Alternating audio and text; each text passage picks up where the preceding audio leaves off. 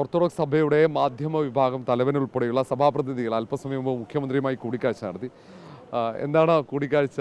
സൗഹാർദ്ദപരമാണ്? അതിനപ്പുറത്തേക്ക് എന്തെങ്കിലും ആവശ്യങ്ങളോ നിർദ്ദേശങ്ങളോ മുന്നോട്ട് വെച്ചു? ബഹുമാനോട് മുഖ്യമന്ത്രിയെയും സ്പീക്കറിനെയൊക്കെ ഒന്ന് അഭിനന്ദിക്കാനായിട്ട് വന്നതാണ്. കാരണം സത്യപ്രതിജ്ഞാ സമയങ്ങളിലൊന്നും ഞങ്ങൾക്ക് വരാനായിട്ട് പറ്റിയില്ല. അപ്പോൾ ഇവിടെ വന്ന് അവരെ ഒന്ന് അഭിനന്ദിക്കുക എന്നുള്ളതായിരുന്നു പ്രധാനപ്പെട്ട ഉദ്ദേശം. ബഹുമാനോട് മുഖ്യമന്ത്രിയെ കണ്ടു, അദ്ദേഹത്തെ അഭിനന്ദിച്ചു. കൂടാതെ പുതുതായിട്ട് ഇന്ന് തിരഞ്ഞെടുക്കപ്പെട്ട സ്പീക്കർ കോട്ടയത്തെ MLA കൂടി ആയതുകൊണ്ട് ഞങ്ങൾക്ക് നേരിട്ട് അദ്ദേഹത്തെ കാണാനും ഒന്ന് അനുമോദിക്കാനും അഭിനന്ദിക്കാനും പറ്റി എന്നുള്ളതാണ് ഞങ്ങളുടെ ഇന്നത്തെ വരവിൻ്റെ സന്തോഷം.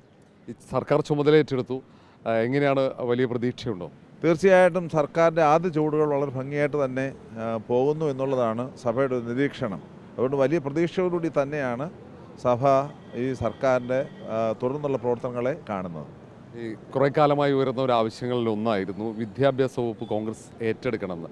അതിലൊരു പ്രധാനപ്പെട്ട ഉന്നത വിദ്യാഭ്യാസ വകുപ്പ് കോൺഗ്രസ് ഏറ്റെടുത്തു. അതിനെ എങ്ങനെയാണ് കാണുന്നത്? അതൊക്കെ രാഷ്ട്രീയ പാർട്ടികൾ, പ്രത്യേകിച്ച് തിരഞ്ഞെടുക്കപ്പെട്ടിരിക്കുന്ന പാർട്ടികൾ കൃത്യമായി അവർ വിചിന്തനം നടത്തി ചിന്തിച്ച് കാണുമല്ലോ. അത് സംബന്ധിച്ച് അവർ ഓൾറെഡി തീരുമാനങ്ങൾ എടുത്തു കഴിഞ്ഞു.